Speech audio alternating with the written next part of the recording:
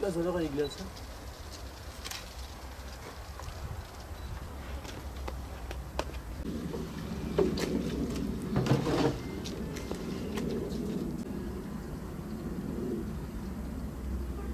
Şimdi 2014 yılında Kurban Bayramı'nda HDP PKK tarafından hani milleti sokağa dökülüp Yasin ve arkadaşın Kurban Bayramı'nda Kobani bahane ederek Yasin ve arkadaşı şehit oldu. Üzerinden 4 yıl geçti. Ama bu üzerinden 4 yıl değil 40 yıl da geçsek yani insan hiç unutulmaz. Fakat her 6-7 Ekim olunca inşallah yani onların şehitlerin anma günleri kutlanacaktır inşallah. Yani hep aklımızdadır. Kurban Bayramı olsun. Zaten hiç aklımızda gitmiyor. Kurban Bayramı 6-7 Ekim olayları deyince hep insan onların aklı yani tüm Müslüman olarak yani herkes vicdan azabı, vicdan şeyi olanlar herkes yani onların böyle duygularını şey yapmak gerekiyor yani. Çünkü onlar yani Kurban Bayramı'nda hayır gününde millete kurban eti dağıtırken onlarca katledilen Yasin ve arkadaşları hani üzerinden 4 yıl geçti. Bizim için yani üzerinden 4 saat gibi değil bile. Yani her saat gibidirler yani.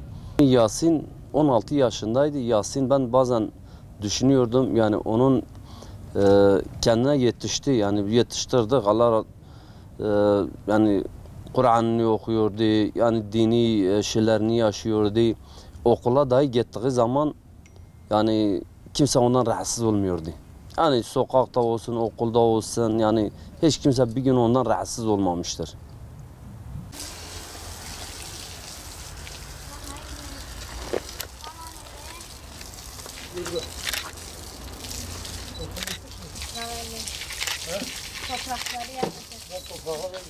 Gel.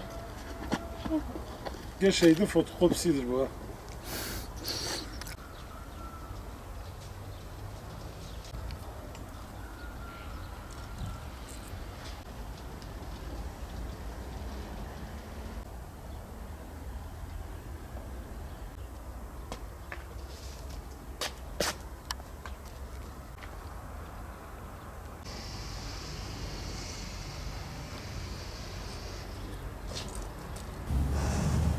Hüseyin 2014'te Kurban Bayramı'nda şehit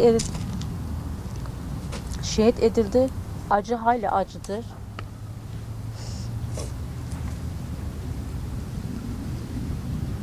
Acımız taze hiçbir zaman unutulmuyor.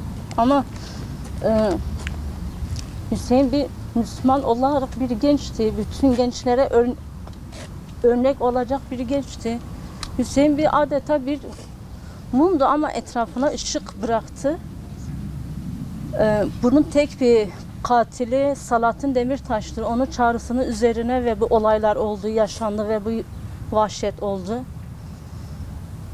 Allah evlatlarımıza hakkını bırakmasın. Bu yolda ayırmasınlar. Allah'ın emir ve yasaklarını yerine getirsinler. Zaten hepimiz öleceğiz.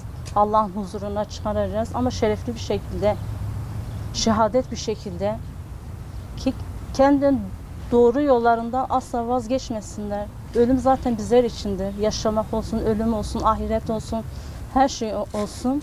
6-7 Ekim olaylarını hiçbir zaman unutmayacağız, unutturmayacağız. Hep aklımızda olacak, yüreğimizde olacak. Baba olarak 4 senedir çocuğumuzun hasretiyle, özlemle her gün aklımızdadır. Ben oğlumun eve gelip de selamun aleyküm demesini özledim. Allah-u Teala şehadetlerini kabul etsin. Hepsi evladımızdır. Böyle bir acıyı daha kimse Allah-u Teala yaşatmasın.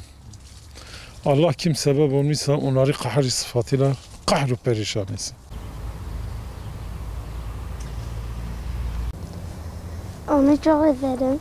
Dedim keşke abim ölmese belki ailemize belki neler olurdu. Olsun takipçisi olacağım. Çok sevindim. Hiçbir zaman onun yolunda şaşmayacağım.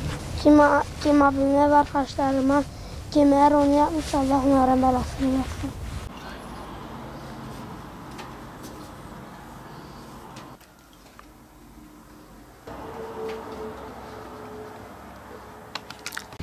Öncelikle Allah şehadetini kabul etsin. Hepimiz de onların yolunda gitmeye sürdüreceğiz inşallah. Hani anlatacak pek fazla hani bir şey yok da yani bu katliamın, bu vahşetin hiçbir zaman unutulmayacak. Yani aradan 4 yıl geçti bile hani sanki yeni yapılmış gibi. Yani bir riyad giderse 10 riyad daha gelir. Allah'ın izniyle biz bu davayı sürdürmeye de çalışacağız. Hep onların yolunda da olmaya devam edeceğiz. Yani içimiz rahat değil yani sıkıntılıyız. Yani yokluğuna alışamıyoruz bir türlü. Yani ister istemez rahatsız oluyoruz yani.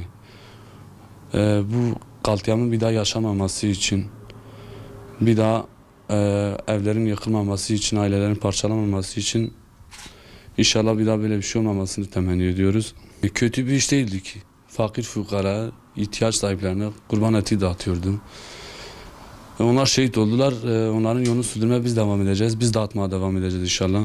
Sürekli ben o beraber inşaatlarda çalışırdık. Yani sürekli inşaat işi yapardık. Yani hep gurbetlerde olurduk, burada olurduk. Yani sürekli yanında olurduk. Hep beraber çalışırdık. O yüzden misal bazen işe de gidiyorum bile. Yani bir iş karşıma çıkıyor. Keşke o da yanımda şu an burada olsaydı diyordum. Üstesinden çıkabilirdi yani.